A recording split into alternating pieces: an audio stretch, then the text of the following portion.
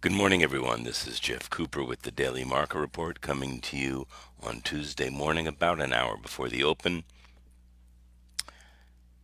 The market has been going sideways for 4 days now, and it gave very little information on Monday, with the S&P carving out yet another narrow range 7-day, an NR 7-day. This is the narrowest range in 7 days, and these contractions in volatility are typically followed by expansions in volatility within the next day or so. So now we have two consecutive NR 7 days, Friday and yesterday. This ensuing contraction in volatility should be sharp, possibly with another infamous whiplash, where the market fakes one direction and reverses with authority in the opposite. And let me show you why. This is because a triangle pendulum pattern is setting up on the hourly S&P. Here you see we've been going sideways for 4 days, carving out a little triangle. This chart shows the index has traced out this triangle in tandem with a test undercut of a rising trend line connecting the lows all the way from the December 26th low. So you can see this yesterday morning's gap down actually broke this trend line, but we didn't get follow through. That suggests that the market may pop over this triangle first. This sets up a potential false breakout with a directional move if the bottom of the triangle is then broken.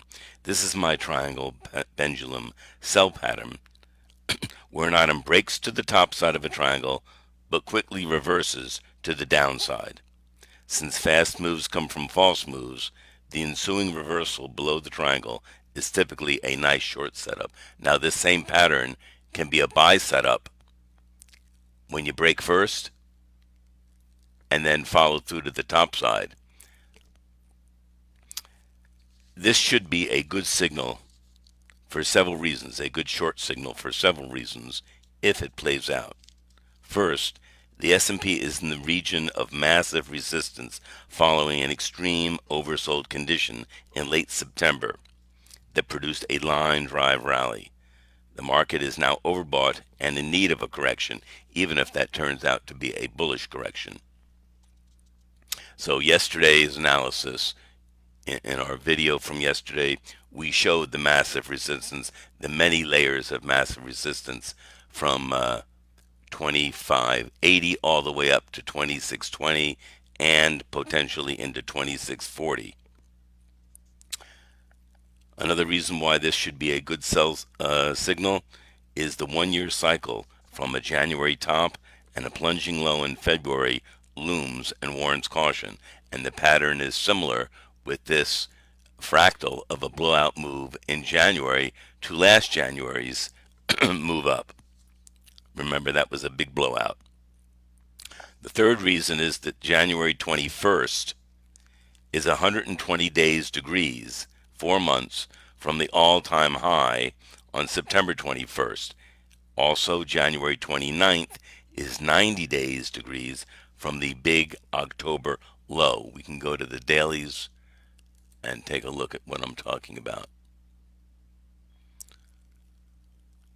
So here you see the September 21st all-time high, and January 21st is 120 days degrees from this high, and the big October 29th low ties to the January 29th high or break back a year ago, almost a year ago now, and 90 days degrees from this October 29th low ties to this 1-year cycle on January 29th, plus or minus, this year.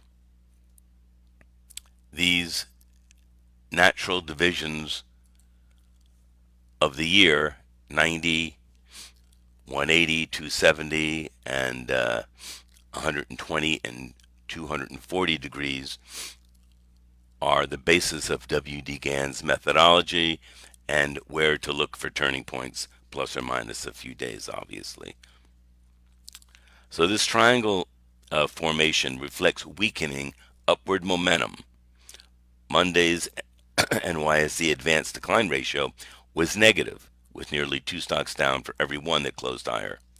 This triangle shows the waning upward momentum, with the S&P moving sideways since pushing to 2595 on January 9th, right below the idealized 2600 resistance. That was the support that held for months until it broke late last year. However, it's important to remember that at the same time, triangles often define fourth waves. That would mean that the fourth wave gives a final fifth. So we could see, and this is on again on the hourlies, so we could see a final little fifth. In other words, we might have an A, B, C in play, or we could have a 1, 2, 3, 4, and a 5. And when this 5 terminates, given the oversold nature of the market, the expectation would be a push below this lower rail of the triangle, um, and that should see follow through down to support. Where is support? Well, initial support is the first rally high around 2500 to 2520, and the last ditch support, the failsafe point or uncle point, is this open gap right here at around 2460 to 2470. Below that implies new lows.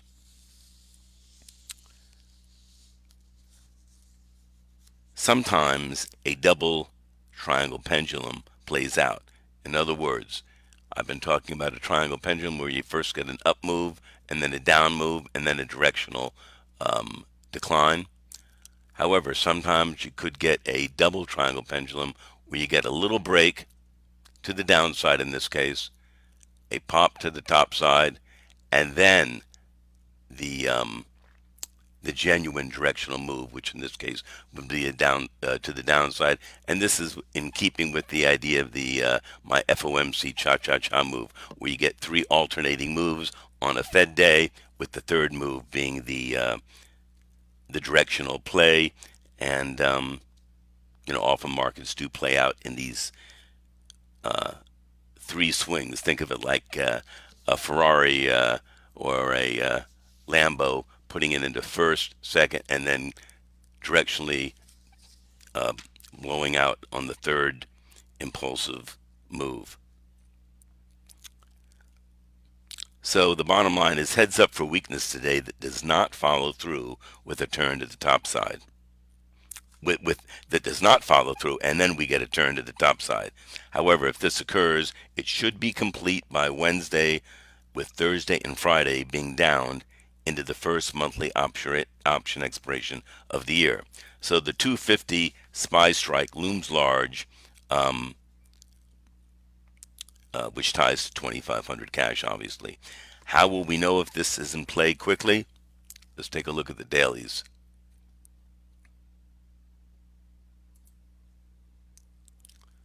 And I want to zoom in. So last Thursday, the S&P carved out an outside up day. Typically, this is a bullish day, but the market has been straight up in this line drive move off the December 24th, 26 lows. Typically, you see follow through with an outside up day. A break in short order of last Thursday's outside up day will trigger a reversal of a reversal. Again, fast moves come from false moves. You shouldn't be going below the bottom of last Thursday's low, and that's 2562. Violating 2562 will trigger this reversal. There, these patterns usually see sharp moves. So below 2562 with acceleration could pave the way for a push down to 2500-ish as early as Friday's option expiration. The big picture is I still believe there's a date with destiny to a minimum move to 2260-ish for two reasons. Let's go to the weeklies. See what I'm talking about.